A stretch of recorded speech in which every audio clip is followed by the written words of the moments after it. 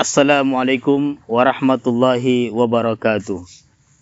Alhamdulillah, alhamdulillahi lakal hamdu syukra wa lakal mannu fadla wa anta rabbuna haqqa wa nahnu abiduka riqqa wa anta lam tazal lidzalika ahla. Ya muyassira kulla asir yassir alaina kulla asir fatasirul asir alaika yasir ya man la yahtaju ilal bayani wa tafsir. Alhamdulillah, tak bosannya kita banyak mengucapkan rasa syukur kita kepada Allah Subhanahu wa taala yang telah memberikan kenikmatan kepada kita, nikmat yang sangat banyak. Wa in ta'uddu ni'matallahi la tuhsuha. Jikalau kalian menghitung nikmat Allah, maka kalian tidak akan sanggup untuk menghitungnya. Hadirin yang dimuliakan oleh Allah Subhanahu wa taala. Di dalam doa-doa yang Nabi Shallallahu Alaihi Wasallam ajarkan kepada kita selalu ditutup dengan baca Alhamdulillah. Bahkan ketika kita bangun dari tidur, ucapan doa yang pertama kali kita baca adalah Alhamdulillahilladzi ahyana ba'dama amatana wa ilaihin nusur. Segala puji bagi Allah yang telah membangunkan kami setelah mematikan kami, dan kepadanya lah kita akan dikembalikan. Jadi ketika kita bangun, membuka mata kita, yang pertama kali kita ucapkan adalah rasa kita syukur kepada Allah Subhanahu wa taala dengan mengucapkan Alhamdulillah. Begitu pula ketika kita selesai makan, kita disunahkan membaca Alhamdulillah. Ketika kita selesai minum, disunahkan membaca Alhamdulillah. Bahkan ketika kita keluar dari WC sekalipun, kita disunahkan membaca Alhamdulillahilladzi azhaba 'anil adza wa 'afani. Segala puji bagi Allah yang telah menghilangkan dariku segala macam penyakit dan memberikan afiat kepadaku. Kenapa banyak sekali doa selalu ditutup dengan Alhamdulillah? Tujuannya adalah supaya kita ingat kepada Allah Subhanahu wa taala bahwasannya anugerah yang Allah berikan kepada kita itu jauh lebih banyak daripada musibah. Nikmat yang Allah berikan kepada kita itu jauh lebih banyak daripada segala macam kesulitan. Apapun itu keadaannya. Dalam satu tahun kita diberikan penyakit mungkin hanya sekali, 2 kali, atau 3 kali. Dibandingkan dengan kita sehat, lebih banyak kita sehat daripada kita sakit. Ini menunjukkan bahwasannya Allah Subhanahu wa taala sangat sayang kepada kita. Nikmatnya diberikan kepada kita semua. Di zaman terdahulu hadirin, bagaimana kita dengar kisah-kisah orang-orang yang bersyukur kepada Allah Subhanahu wa taala. Dikatakan di dalam sebuah kisah itu ada satu orang pemuda, satu orang laki-laki, matanya buta, tangannya putus, kakinya putus, bahkan terkena penyakit kulit lagi. Dia duduk di pinggir jalan. Tetapi apa yang kita lihat hadirin? Dari lidahnya selalu mengucapkan Alhamdulillah tatimmu binikmatihi sholihat. Alhamdulillah tatimmu binikmatihi sholihat. Singkat cerita, orang pun heran melihatnya. Lalu datangi, wahai kamu, untuk apa kamu bersyukur? Lihat tubuh kamu itu. Mata kamu buta, kedua tangan kamu putus, kedua kaki kamu putus. Kalau dalam bahasa Arab dikatakan maktu'ur rijlain, maktu'ul yadain, kedua tangannya putus, kedua kakinya putus, bahkan terkena penyakit kulit lagi hadirin. Kalau kita diberi rezeki kita bersyukur, orang tidak heran. Kalau kita diberi kesehatan kita bersyukur, orang tidak heran.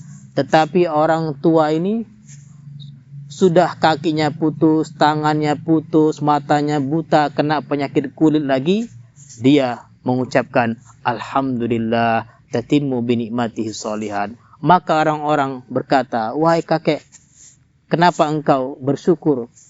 Nikmat apa yang kau syukuri? Maka orang ini mengatakan, alaihissallah qad a'tani qalban syakura wa lisanan dzakura.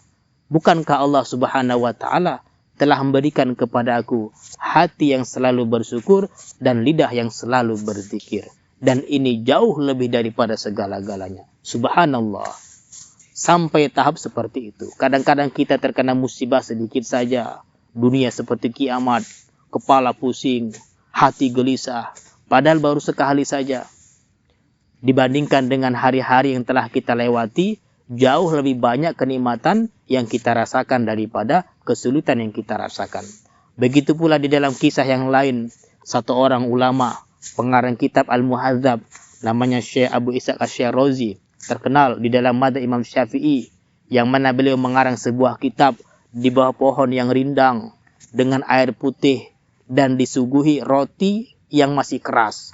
Karena di Arab itu roti gandum itu masih keras.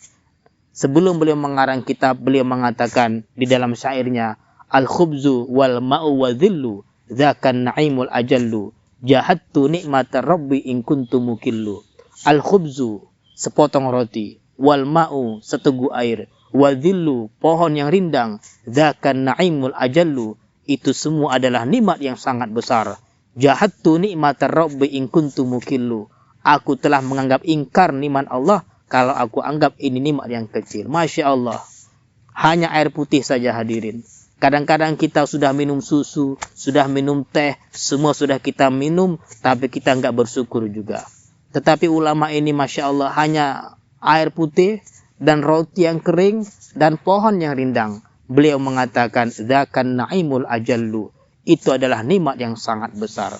Ini adalah salah satu contoh bagaimana orang-orang salafus saleh terdahulu mengungkapkan rasa syukurnya kepada Allah Subhanahu wa taala, walaupun di mata kita nampaknya seperti kecil, tapi di mata mereka itu adalah nikmat yang sangat besar. Hadirin yang dimuliakan oleh Allah Subhanahu wa taala, sekarang tinggal keadaan kita ini, apa yang kita syukuri di hadapan Allah Subhanahu wa taala.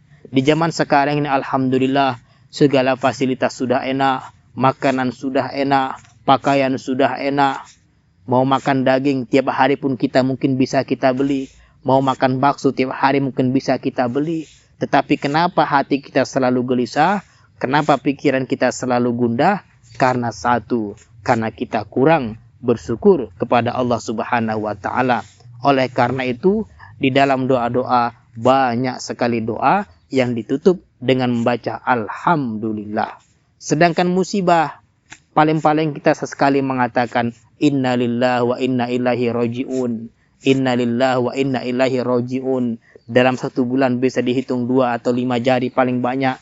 Tetapi doa dengan alhamdulillah jauh lebih banyak. Karena dalam satu hari kita makan, dalam satu hari itu kita minum, kita masuk WC, kita tidur, dan doa 4 ini semuanya ditutup dengan membaca alhamdulillah. Segala puji hanya milik Allah Subhanahu wa taala. Bahkan di dalam Al-Qur'anul Karim, ketika kita membaca Al-Fatihah, setelah kita membaca bismillah, yang kita baca adalah alhamdulillahirabbil alamin. Segala puji hanya milik Allah Subhanahu wa taala.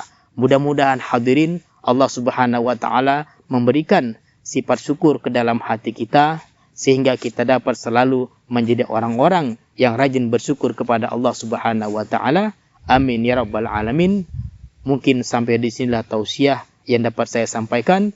Assalamualaikum warahmatullahi wabarakatuh.